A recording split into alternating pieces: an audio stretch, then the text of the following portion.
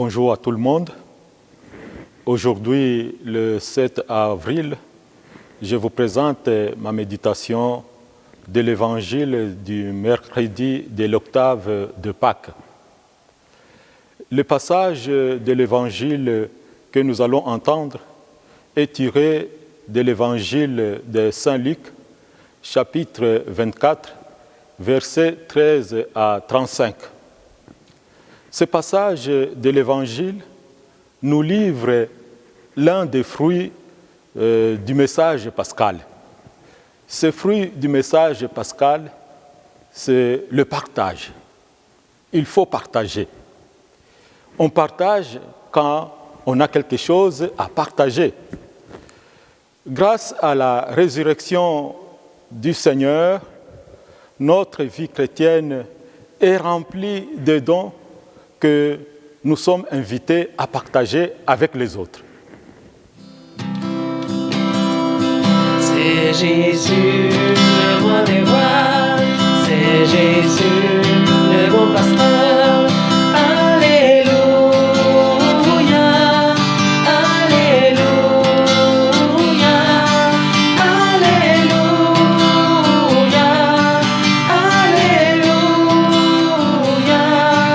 Amen. Le Seigneur soit avec vous et avec votre esprit. Évangile de Jésus-Christ selon saint Luc.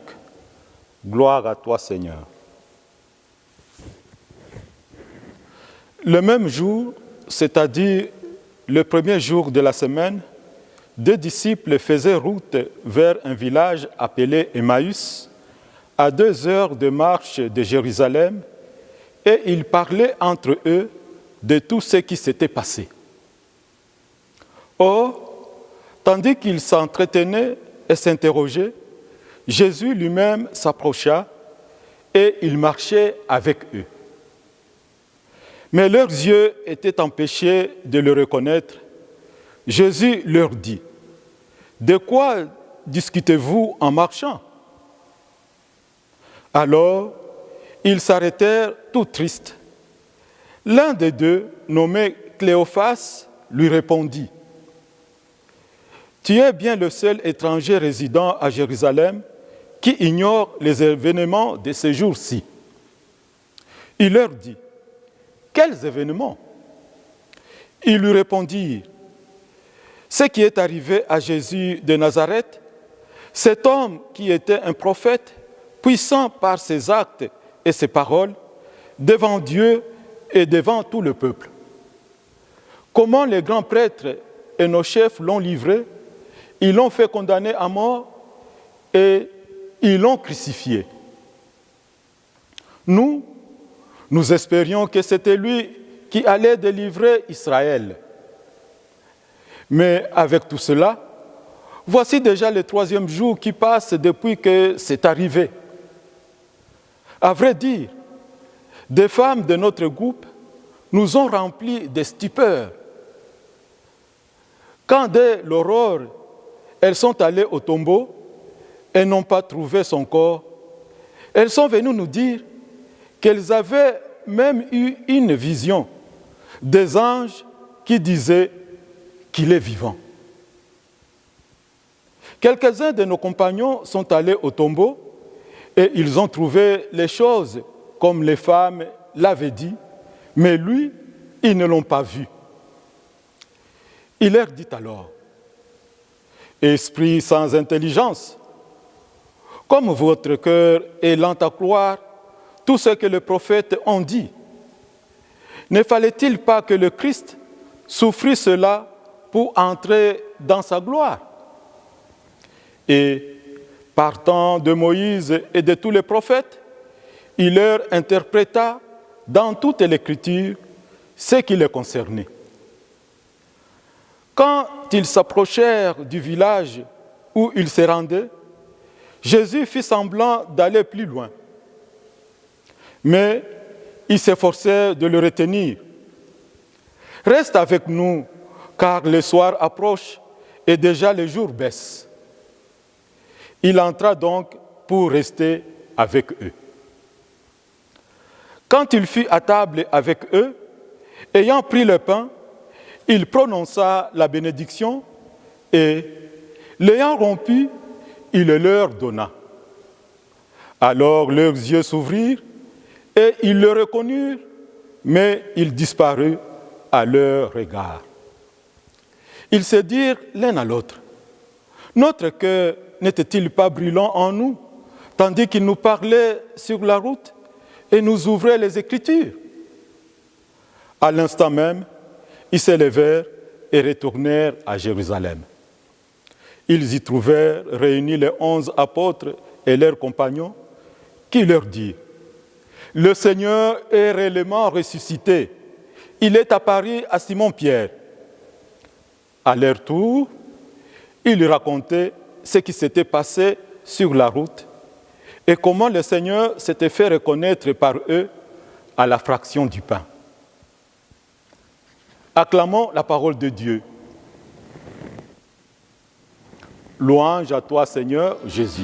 C'est Jésus, la source d'amour. C'est Jésus, le roi de la paix. Alléluia,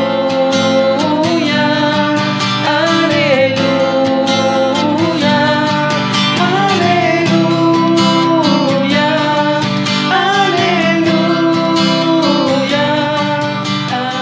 Amen. Le passage de l'évangile que nous venons d'entendre nous parle du récit des 2 disciples d'Emmaüs.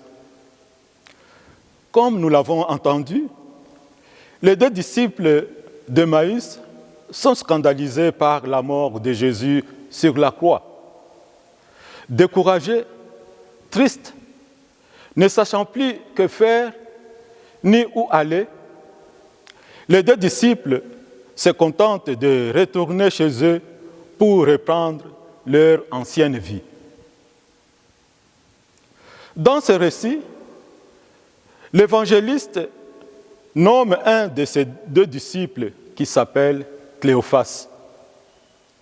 L'autre n'est pas nommé.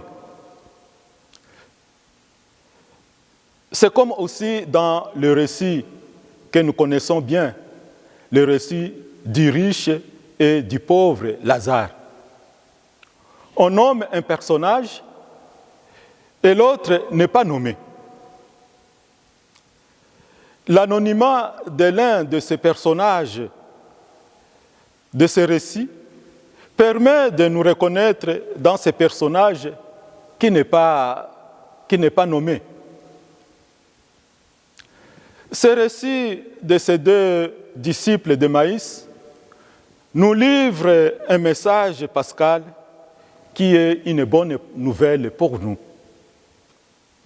Ce message pascal peut se résumer dans ce mot, le partage. Dans un premier temps, Jésus partage le chemin avec les 2 disciples d'Emmaüs. L'Évangile nous dit, Jésus s'approcha et marchait avec eux. Jésus ne fait pas que passer. Il prend le temps de les écouter attentivement. Il marche avec eux à leur pas. Cela crée des liens profonds d'amitié et de sympathie. C'est alors qu'intervient le deuxième partage, celui de la parole de Dieu. Sur la route, Jésus prend le temps de leur expliquer toutes les Écritures à partir de Moïse et les prophètes. Il leur fait comprendre que tous ces textes parlaient de lui. À l'exemple de ces 2 disciples d'Emmaüs, le Christ nous rejoint sur notre route tous les jours. Il est là au cœur de notre vie. Tout comme les 2 disciples d'Emmaüs, nous sommes aussi souvent affrontés à certaines situations, des situations même douloureuses. Mais nous ne sommes pas seuls. Jésus est avec nous. Jésus nous accompagne. Il met ses pas dans les nôtres. Mais trop souvent, nous sommes incapables de le reconnaître. Le troisième partage, c'est le partage du pain. C'était la fraction du pain que les disciples d'Emmaüs reconnurent le Christ. Nous découvrons ici toute l'importance de l'Eucharistie dans notre cheminement de la foi, dans notre cheminement de foi de tous les jours. C'est dans l'Eucharistie que le Christ ressuscité a voulu continuer son mystère de sa présence parmi nous. Grâce à l'Eucharistie, les disciples d'Emmaüs vont retourner à Jérusalem pour partager la nouvelle de la résurrection du Seigneur avec les autres. Cela signifie que l'Eucharistie nous donne la force. L'Eucharistie affermit notre courage.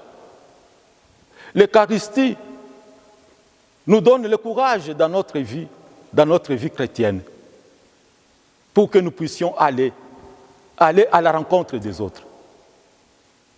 Porter la joie pascale.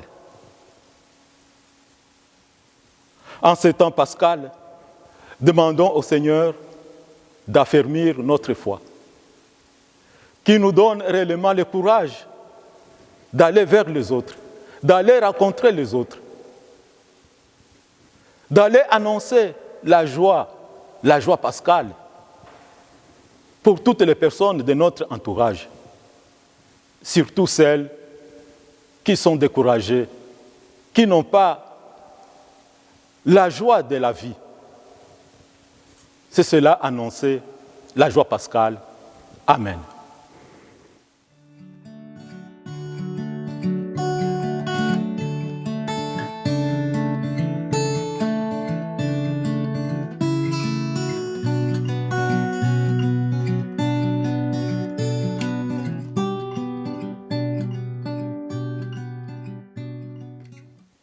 En ce temps pascal, je vous donne la bénédiction pascale. Le Seigneur soit avec vous et avec votre esprit. Que Dieu Tout-Puissant vous bénisse au nom du Père et du Fils et du Saint-Esprit. Amen. Alléluia, alléluia.